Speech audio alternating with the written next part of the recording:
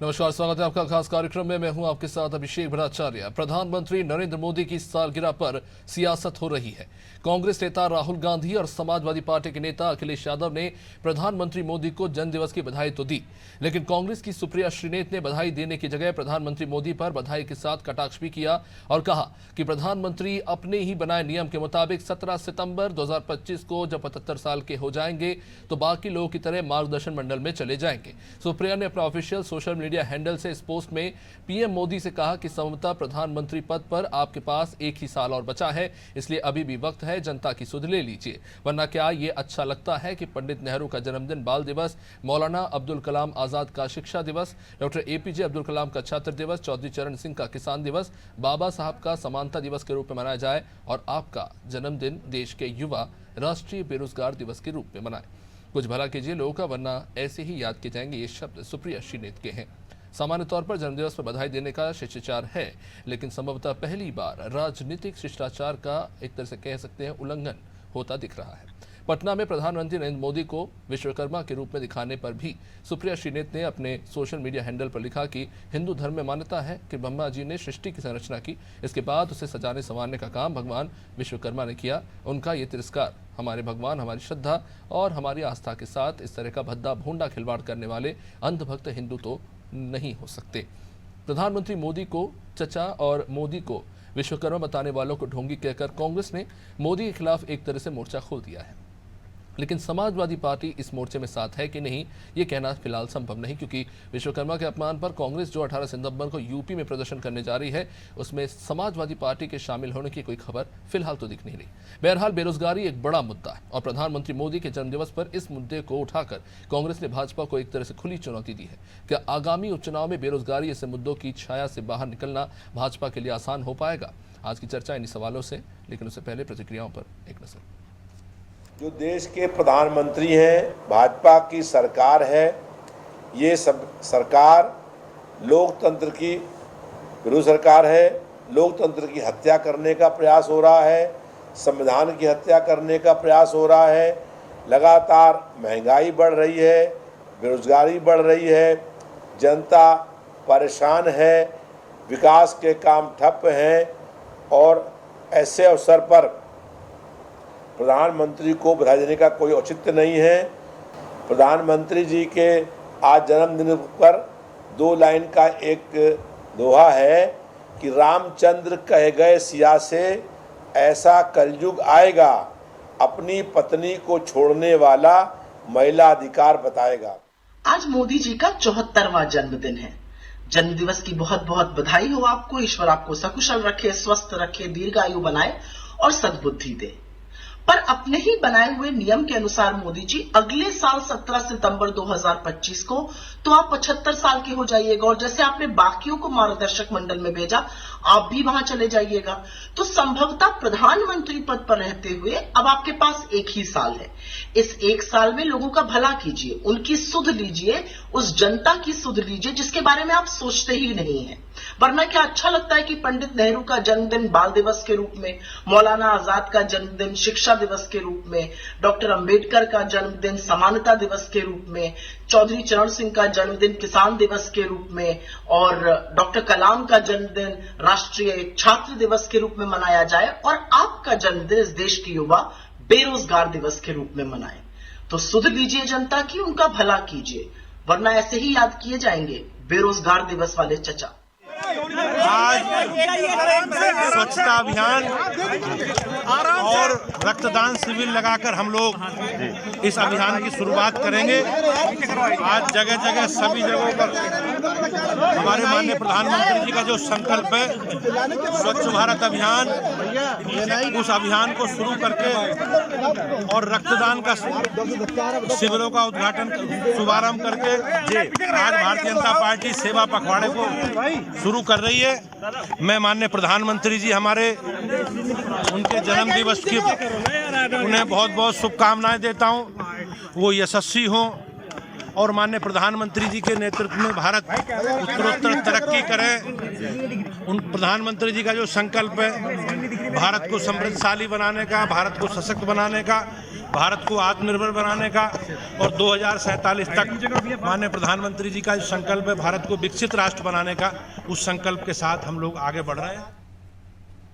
चलिए, तो एक तरफ प्रधानमंत्री मोदी के जन्मदिन पर स्वच्छता अभियान चलाया जा रहा है, लेकिन अगर बात करें राजनीति की तो वो किसी भी दल की ओर से देखे तो उतनी स्वच्छ नजर नहीं आ रही। सवाल राजनीतिक शुचिता का भी है, सवाल इस बात का भी कि राजनीति की क्या कोई हद होनी चाहिए, क्या एक आपसी सम्मान का जो जिस तरह से उल्लंघन हो रहा है, क्या उस पर एक बार फिर से पुनर्विचार करना चाहिए। तमाम सवाल लेंगे आज। हमारे साथ जुड़ रहे हैं बीजेपी से डॉक्टर शशिकांत तिवारी, ताहिर हुसैन साहब कांग्रेस से, रविंद्र प्रताप सिंह समाजवादी पार्टी से, सैयद रजा रिजवी साहब वरिष्ठ पत्रकार हमारे साथ जुड़ रहे हैं। आप सभी का बहुत बहुत स्वागत है। शशिकांत तिवारी जी, आज प्रधानमंत्री मोदी का जन्मदिन है, जाहिर तौर पर पार्टी के कार्यकर्ता जोर शोर से तमाम अभियान चला रहे हैं, आने वाले 2 तारीख तक चलाएंगे गांधी जयंती तक, लेकिन कई सारे सवाल इन सब के बीच में उठ रहे हैं। एक तरफ जिस तरह के आरोप लगाए जा रहे हैं बीजेपी की तरफ से कि कांग्रेस के नेता प्रधानमंत्री का सम्मान नहीं करते, गलत भाषा का उपयोग करते हैं, लेकिन दूसरी तरफ हम ये भी देखते हैं कि आपकी पार्टी के नेता भी इसी तरह की भाषा का प्रयोग करते हैं, तो किस पैमाने पर रखें आपको फिर?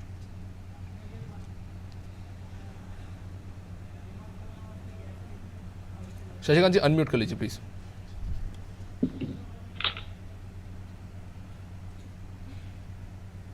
जी आवाज आ रही है? जी बोलिए। हेलो, आवाज आई? जी स्पष्ट है। आज प्रधानमंत्री जी के जन्म दिवस पे हम आपके चैनल के माध्यम से भी शुभकामनाएं और बधाई देते हैं।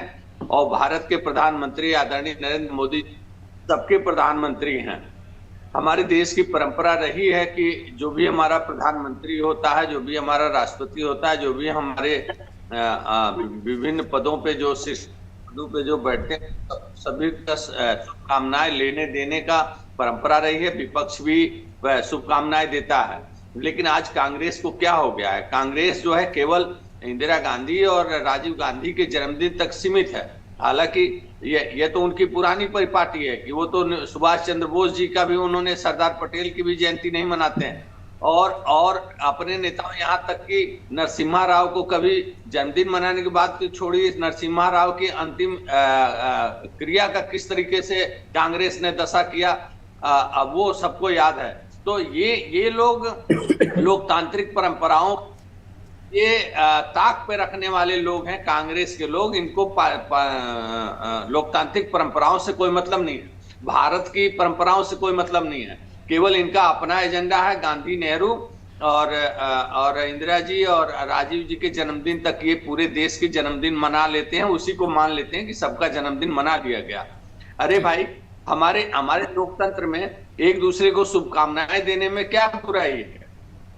आपने देखा होगा, हम तो मुलायम सिंह यादव जी नेता थे, मल्लिकार्जुन जी का लेटर, मल्लिकार्जुन जी ने जो लेटर आज लिखा है, क्या उससे इत्तेफाक रखते हैं आप कि वो जो उन्होंने कहा कि जिस तरह की भाषा का प्रयोग विपक्षी दलों के नेताओं के लिए हो रहा है, क्या वो सही है?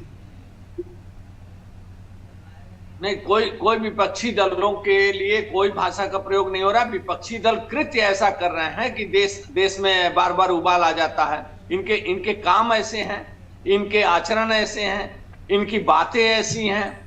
ये किस तरीके से प्रधानमंत्री को नीचा दिखाने में, देश को नीचा दिखाने में ये लग जाते हैं, जो देश के खिलाफ कुछ करने में लग जाते हैं। भाई आप पक्ष मान्यवर आपके केंद्रीय मंत्री कार्यों की आलोचना तो वो कौन सी देश के खिलाफ जाता है, ऐसे कार्यों को आप अपना लेते हैं। ऐसे शब्दों का ये लोग प्रयोग करते हैं जो देश के खिलाफ जाता है। कांग्रेस ने पिछले, जब से राहुल गांधी जी का उदय हुआ, तब से यही कांग्रेस कर रही है। इससे इनको बचना चाहिए और लोकतांत्रिक परंपराओं को निभाना चाहिए। चलिए ठीक है, शशिकांत जी ने अपनी बात रखी। जी ताहिर साहब, आप कुछ कह रहे थे, आप कहिए। माननीय विपक्ष के नेता राहुल गांधी जी को हर समय हर बार अपमानित किया जाता है।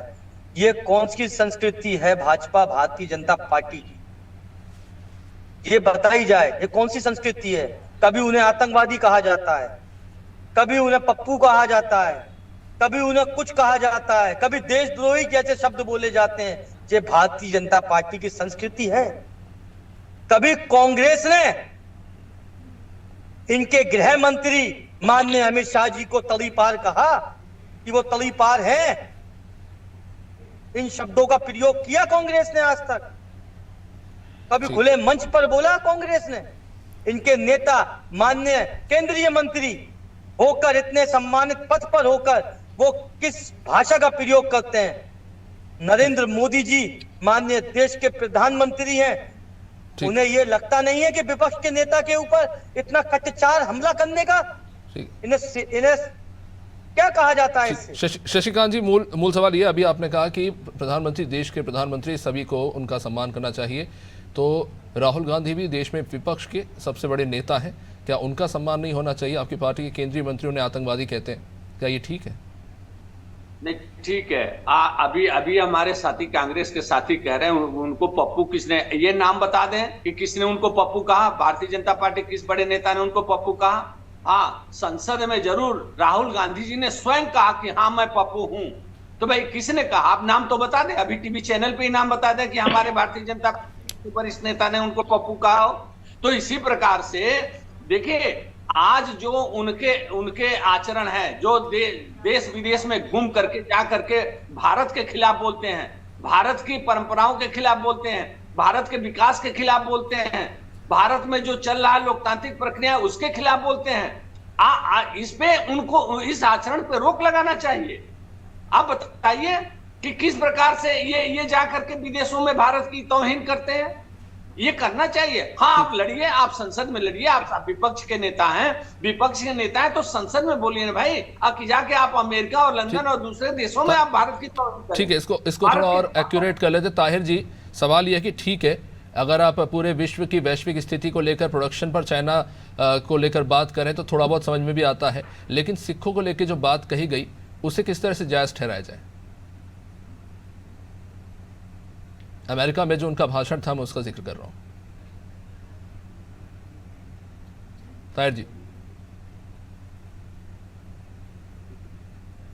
जी, आवाज पहुंच रही है आप तक?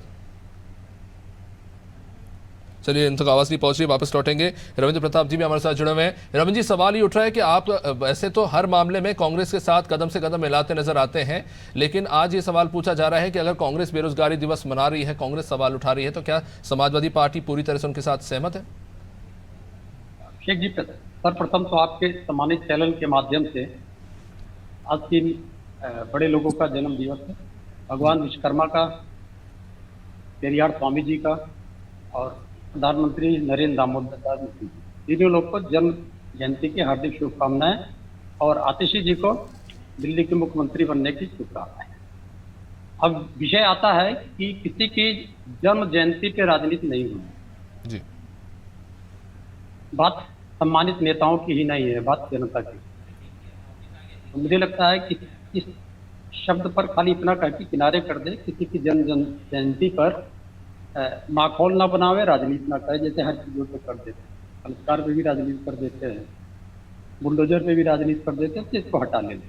अब एक विषय जो आता है बार बार कि भाई जनता में एक बेस्ट होटल्स इन कमाल के प्राइसेस, जो मोदी जी के खिलाफ जो समर्थक हैं वो तो अच्छे हैं, लेकिन जो मोदी जी के खिलाफ माहौल बना, उसके दो तीन कारण मुझे समझ में आते हैं जी। एक तो मोदी जी ने खुद को आवाज आ रही है, इसको बंद कराया जाए जी। ये देखिए, ऑडियो कहां से आ रही है, प्लीज चेक कीजिए जी। आप बोलिए। स्वयं को ही चौकीदार कहा, स्वयं को ही विश्वगुरु बताया और स्वयं को ही नॉन बायोलॉजिकल बताया। तो ये प्रथा कभी नहीं रही है, ना रहेगी। यहाँ पर पौराणिक काल में, मध्यकाल में बहुत सारे राजा महाराजा होके चले गए, और हमारे लोकतंत्र के काल में बहुत सारे लोग प्रधानमंत्री पदों से होके चले गए। ऐसा नहीं। अब क्या होता है, इससे भी खराब स्थितियां तब आ जाती हैं जब उनके समर्थक उनको भगवान विष्णु का अवतार बता देते हैं जी। उनके समर्थक इस हद तक नीचे उतर जाते हैं, कहते हैं कि भगवान जगन्नाथ मोदी के भक्त थे। फिर उसके बाद आजकल की ही बात है कि उनके समर्थक उनको भगवान विश्वकर्मा का अवतार बता देते हैं। ये जो बिंदु हैं, जो भारतीय जनता पार्टी या प्रधानमंत्री नरेंद्र मोदी द्वारा ही लाए गए हैं, यही विवादों के घेरे में पड़ जाते हैं। दूसरी बात है, सबसे बड़ा जिम्मेदार इसमें व्यक्ति है जो भारतीय जनता पार्टी का आईटी सेल है। किसी भी पक्ष विपक्ष के नेताओं को नहीं, उनके नेता भी जब इधर से उधर चले जाते हैं किसी को नहीं बकसता है और गंदे तरीके से टिप्पणियां करता है। इस प्रथा को उनको सुधारना पड़ेगा। अब एक जो बहन सुप्रिया जी ने अपने वक्तव्य में कहा मार्गदर्शक मंडल, तो अगर हम बीजेपी की वेबसाइट पर जाएं तो प्रधानमंत्री नरेंद्र मोदी जी लोकसभा चुनाव से पहले ही मार्गदर्शन मंडल में हैं उनकी वेबसाइट के अनुसार। भारतीय जनता पार्टी ने तो उनको मार्गदर्शन मंडल में डाल ही दिया है। अब इसका स्पष्टीकरण तो भारतीय जनता पार्टी के प्रवक्ता दे देंगे। ठीक, इस पर जवाब ले लेंगे। आऊँगा मैं आपके पास शशिकांत जी, जो सवाल उठाए गए समाजवादी पार्टी के द्वारा, लेकिन उससे पहले सैयद साहब बहुत देर से इंतजार कर रहे हैं। सैयद साहब, तमाम पार्टियों के प्रवक्ताओं को आपने सुना, कहीं ना कहीं मोटा मोटी देखो, एक तरफ कहा जा रहा है कि विपक्ष जिस तरह की राजनीति कर रहा है कि किसी व्यक्ति के जन्मदिन पर, वो भी इतने बड़ी शख्सियत के जन्मदिन पर, शायद इसे अवॉइड किया जा सकता है, लेकिन दूसरी तरफ ये भी है कि उनके जो समर्थक हैं वो इतना ओवर एक्साइटेड हो जाते हैं कि उन्हें भगवान के समतुल्य कहने लगते हैं। क्या कहेंगे? देखिए, सबसे पहले अगर किसी व्यक्ति की बर्थडे और उसका जन्मदिन, तो उसूल तो ये कहता है कि साहब जन्मदिन है तो फिर हम जन्मदिन को उसको बधाई दें, मतलब उसको मिठाई भी खिलाएं हम एक तरफ से, और शब्दों से फिर उसको हम मिठाई उसके सामने से खींच भी लें, तो ये अच्छा नहीं लगता। अब जो त्रिनेत्र जो महिला कांग्रेस की प्रवक्ता है, उन्होंने उनके दीर्घायु होने की और सबकी बात की उन्होंने, लेकिन उसके साथ साथ उन्होंने जो है कटाक्ष भरे उसमें बात जो कह दी, तो वो ऐसा हो गया कि जैसे लड्डू जो है वो सना हुआ है किसी उसमें सन के मिला हुआ है, तो वो लड्डू खाने का जायका फिर नहीं है। हमेशा ख्याल रखना चाहिए, और सभी लीडर्स को भी, सबको भी, कि किसी की भी जो बर्थडे हो और बर्थडे की आप जो विश कर रहे हैं, तो फिर बर्थडे की विश होनी चाहिए। विश के साथ जो है वो ऐसा नहीं होना चाहिए कि आदमी को आप बधाई भी दीजिए और बधाई देने के बाद पाने वाला बधाई खुश भी ना हो, तो उससे कोई फायदा नहीं है। राजनीति कीजिए, तो राजनीतिक व्यक्ति है उसको राजनीति करना चाहिए। तो सैयद साहब, सवाल ये है कि ये स्थिति कांग्रेस और बीजेपी में सबसे ज्यादा देखने को मिलती है, क्या कारण है इसके पीछे? देखिए, अभिषेक जी, अखिलेश यादव ने भी बधाई दी है, उनकी बधाई देखिए कितने सलीके से दिया है। उन्होंने कोई ऐसी बात नहीं कही, कोई ऐसा वो चीज नहीं कही, जो बधाई देने का स्टाइल है वैसे उन्होंने बधाई दिया। आप क्या कह रहे हैं जी, कि कांग्रेस और बीजेपी में इस तरह के हालात क्यों हैं कि आज ये एक कुर्सी पे बैठ के बातचीत नहीं कर सकते, इतनी ज्यादा कड़वाहट क्यों है बीच में, और क्या इसके लिए किसे जिम्मेदार मांगते हैं? आप क्या मानते हैं कि पूरी तरह से कांग्रेस इसके लिए जिम्मेदार है? देखिए, ऐसा है कि भारतीय जनता पार्टी और कांग्रेस, ये दो ऐसी पार्टियां हैं जो पूरे देश में, जिनका जो है माना जाता है कि पूरे देश के अंदर जो है ये फैली हुई जी। और भारतीय जनता पार्टी को किसी क्षेत्रीय पार्टी से कोई डर और दहशत नहीं रहती। डर तो उसको कांग्रेस से भी नहीं रहती, लेकिन क्षेत्रीय पार्टियों से बिल्कुल भारतीय जनता पार्टी को डर दहशत नहीं रहती। वो समझते हैं कि कांग्रेस पार्टी जो है रिलीवर है, यानी वो हमारे पीछे लगी है, वो कभी न कभी आ सकती है अगर हम अपनी योजनाओं में, हम आम जनता की मदद करने में, हम नौकरी देने में, हम जो है महंगाई को रोकने में, हम अगर कहीं कमजोर पड़ेंगे तो आम जनता कभी भी किसी को बैठा सकती है। जब आम जनता 60 साल 70 साल कांग्रेस को बैठा सकती है, उसके बाद उसको नजर से उतार के भारतीय जनता पार्टी को बैठा सकती है। इससे पहले बहुत से गठबंधन यानी जनता दल को बैठा सकती है, जनता पार्टी को बैठा सकती है। तो आम जनता, ये हर राजनीति को समझते रहना चाहिए कि हमारी जो हम आ गए हैं, या प्रधानमंत्री बन गए हैं या मिनिस्टर हो गए हैं, तो ये हमारे पास पूरे जिंदगी के लिए नहीं है कि हम जब तक जिएंगे तब तक पाएंगे। तो इसलिए वो अपनी योजनाओं को, अभिषेक जी, आम जनता की बहबूदी और तरक्की और उसकी जो है अच्छे तरीके से उसके जीविकोपार्जन का इंतजाम जो पार्टियां नहीं करेंगी सत्ता पाने के बाद भी, और अच्छे वादे नहीं करेंगी और झूठे वादे करेंगी और लालीपाप देंगी, तो आम जनता बहुत समझदार है। ठीक। अभिषेक जी, गांव पे चौपाल पे बैठने वाला आदमी हम पढ़े लिखे लोगों से ज्यादा अक्लमंद है। वो बता देता है कौन जीतता है कौन नहीं। अगर आपका हरियाणा का चुनाव अगर आपको सोशल मीडिया पे देखना हो, तो सोशल मीडिया पे हरियाणा के चुनाव को बड़े अच्छे तरीके से लोग बता रहे हैं कौन जीत रहा है कौन हार रहा है। जी। ठीक है, तो शशिकांत जी आपने सुना। सबसे पहले रविंद्र जी ने जो सवाल उठाया था उस पर जवाब चाहूँगा कि अब भगवान के समतुल्य बता दिया जाता है, कहीं ना कहीं एक इस तरह की जो चीज़ें होती हैं वो भी कहीं ना कहीं तकलीफ पहुंचाती है। और दूसरा, बेरोजगारी का जो मुद्दा है जिसको लेकर विपक्षी दल लगातार सवाल उठा रहे हैं, जिसकी जिक्र अभी सैयद साहब कर रहे थे कि योजनाओं का क्रियान्वयन सही से करना होगा, नहीं तो जनता जो है किसी को भी बख्शती नहीं। ठीक है, मैं दोनों लोगों की बातों का जवाब देता हूं। रविंद्र जी ने कहा कि भगवान समतुल्य बातें नहीं होनी चाहिए। देखिए, एक भावनाएं हैं। आज विश्वकर्मा दिवस पे जो लोग ये जोड़ रहे हैं कि भाई नरेंद्र मोदी जी भी देश के एक शिल्पकार हैं, वो एक शिल्पी हैं, देश में थोड़ा भी उनका योगदान है। मैं इस उदाहरण से समझाना चाहूंगा कि हमारी उत्तर प्रदेश की सरकार और अन्य सरकारें भी विश्वकर्मा सम्मान समारोह करती हैं, सम्मान देती हैं, और वो अवार्ड दिए जाते हैं उन शिल्पियों को जो कारीगर हमारे देश में थोड़ा भी उनका योगदान है, बूंद भर भी योगदान है, तो उनको हम विश्वकर्मा सम्मान देते हैं। उत्तर प्रदेश में भी विश्वकर्मा सम्मान दिया जाता है। इसका मतलब कि जो व्यक्ति शिल्पी है, देश को गढ़ने में थोड़ी भी मदद कर रहा है, तो विश्वकर्मा जी का एक अंश मान करके उसको हम सम्मानित करते हैं। पर सर ये लॉजिक ठीक बैठ नहीं रहा, क्योंकि कल को अगर कोई राहुल गांधी का, कांग्रेस के पार्टी का कार्यकर्ता राहुल गांधी जी को शिव का अवतार बोल देगा तो आप तो फिर राशन पानी लेके दौड़ पड़ेंगे। नहीं, सुनिए, मैं उसी पे आ रहा हूं। अब कोई कार्यकर्ता, अगर कार्यकर्ताओं की भावनाएं हैं, वो मानते हैं कि नरेंद्र मोदी जी देश के एक शिल्पी हैं, उनके शिल्प के कामों से हमारे देश को कुछ गढ़ने में और आगे बढ़ाने में और विकसित भारत बनाने में मदद मिली है, तो ये उस कार्यकर्ता की अपनी भावना है जो उसको उस तरीके से उत्तराखंड में आपकी पार्टी के पूर्व मुख्यमंत्री, उत्तराखंड में आपकी ये उस कार्यकर्ता की भावना है। ठीक है, अब देखिए, हम